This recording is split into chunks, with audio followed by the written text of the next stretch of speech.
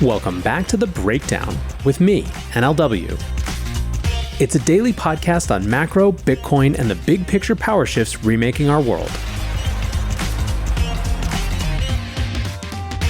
What's going on, guys? It is Tuesday, April 1st, and today we are talking about the trouble with Trump's pro-crypto stance.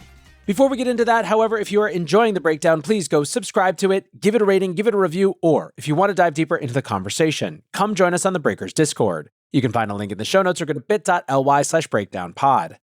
Well, here's an interesting little bit of scuttlebutt. House Financial Services Committee Chairman French Hill believes that the president's pro-crypto stance is actually getting in the way of passing crypto legislation, specifically the wide range of crypto projects that Trump has gotten involved in. During a press call on Monday, Hill said that Trump's engagement, quote, in the meme coin arena and in considering the formation of a stablecoin have made our work more complicated.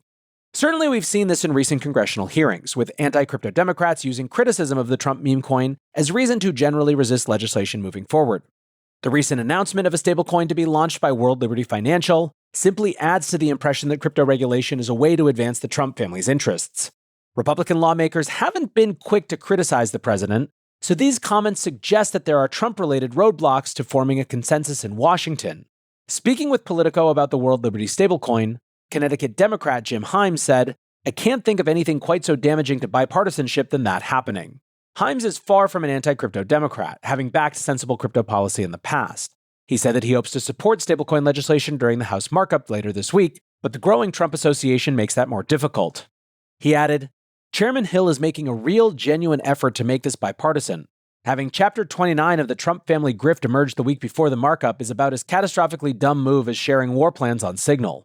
Even Cynthia Lummis is a little concerned. She said, it shouldn't make life harder, but it might. Senator Kirsten Gillibrand, another pro-crypto Democrat, added, you need the regulation regardless, but it's certainly not helpful. It makes something that's a very serious financial payment system into something that seems non-serious. During his press call, French Hill also discussed how negotiations are going around stablecoin legislation. There are currently a pair of bills introduced in the House and Senate, respectively, which have slight but important differences. The House bill is more accepting of state regulation and provides a 2-year grace period for foreign issuers like Tether to come up to code. For anything to pass, a consensus will need to be reached between the two chambers. As a leader in the House, Hill is obviously pushing for that version of the bill. He said, if you're going to have a stablecoin for use and activity in the US and it's held out as a dollar-backed stablecoin, it ought to comply with the US stablecoin regime. However, he added that the 2-year transition period is, quote, more than adequate. Now, aside from the Trump of it all, another big area of conflict is rising around interest-bearing stablecoins. Senator Gillibrand raised this issue at an event last week. Her basic premise was that interest-bearing stablecoins threaten to undermine banks' ability to access cheap funding in the form of customer deposits. She said this could limit the ability to write mortgages and threaten the viability of the traditional banking industry. Now, we had discussed last week how it sounded like banking lobby narrative, and the information reports that this is indeed coming from the banking lobby. Their other asks include banning commercial firms from issuing stablecoins and preventing non-bank stablecoin issuers from accessing Fed infrastructure. Coinbase CEO Brian Armstrong put out a blog post in defense of on-chain yield. He wrote, the government shouldn't put its thumb on the scale to benefit one industry over another. Banks and crypto companies alike should both be allowed to and incentivized to share interest with consumers. This is consistent with the free market approach. We have a huge opportunity in front of us right now with the pro-crypto administration and Congress actively working on new stablecoin legislation. We can choose to level the playing field and ensure these laws pave a way for all regulated stablecoins to deliver interest directly to consumers, the same way a savings or checking account can. Or we can protect an outdated system that pays the average person 0.01% and keeps the lion's share of the interest with the middlemen. Nick Carter made the point that on-chain interest is happening regardless of US regulation, and that lawmakers really only get to choose whether they have a hand in regulating it. He wrote, lots of belly aching in Washington around interest-bearing stables. The same thing happened with money market funds and nothing bad happened. Bank lobby is just making life worse for everyone. Despite the pro-crypto posture of the new admin, the rulemaking around stables is creating a split system. More better products outside of onshore regulatory ambit, worse, less competitive and fewer products onshore. We'll continue to watch to see if this is really a stumbling block or if it's just last-minute jitters before things get done. Now, building out some of these stories a little bit, Reuters reports that the Trump family has substantially taken over control of World Liberty Financial. The project was always Trump-branded, but it was previously unclear how much ownership the family actually had. Trump family members were often referred to as ambassadors or advocates for the project. Reuters found that in January, as fundraising ramped up, Co-founders Zach Folkman and Chase Harrow were replaced as controlling parties. They were replaced by an entity in which the Trump family holds a 60% stake. Writes Reuters, overall, the Trump family now has a claim on 75% of net revenues from token sales and 60% from World Liberty operations once the core business gets going. The arrangement means the Trump family is currently entitled to about $400 million in fees. After World Liberty's co-founders take their cut, the crypto venture will be left with 5% of the $550 million raised to date to build the platform. The key criticism of the protocol was always that it was functionally a way to pass money to the Trump family without falling afoul of political donation laws. Justin's son, through Tron DAO, invested $75 million in the company through buying the token. It seemed at first that the quid pro quo was World Liberty reciprocally buying $10 million in Tron tokens, but this new reporting suggests a much more direct contribution to the Trump family fortune. Financial academics suggest the tokenomics of the platform make little sense for investors. David Krause of Marquette University said the structure of the project, quote, pretty much excludes public investors or token holders from any meaningful financial participation. Now, of course, we know here in this industry that tokens can pump regardless of value accrual, but a lack of an obvious investment case makes the project even more likely to gather criticism. Trump has arranged for his personal assets to be held in trust and managed by his children for the duration of his presidency. He has committed to playing no role in managing day-to-day operations. But of course, the myriad of Trump family-owned crypto projects make it much easier to claim that there are conflict of interests inherent in passing crypto legislation. Hello, friends. I am thrilled to share that Ledger is once again partnering and sponsoring with The Breakdown. Many of you know, but for those of you who don't, Ledger is the most secure hardware wallet for your crypto and logins. It's trusted by 7 million users and secures 20% of the world's digital assets. What's more, Ledger is a lot more than wallets.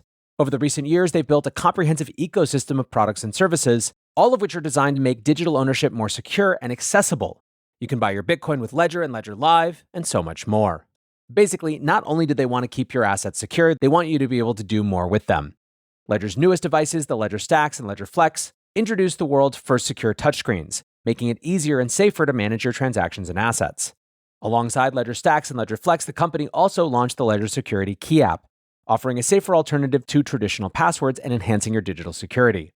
If you are in this space, you owe it to yourself to at least check out Ledger and their ecosystem, what they have available to you.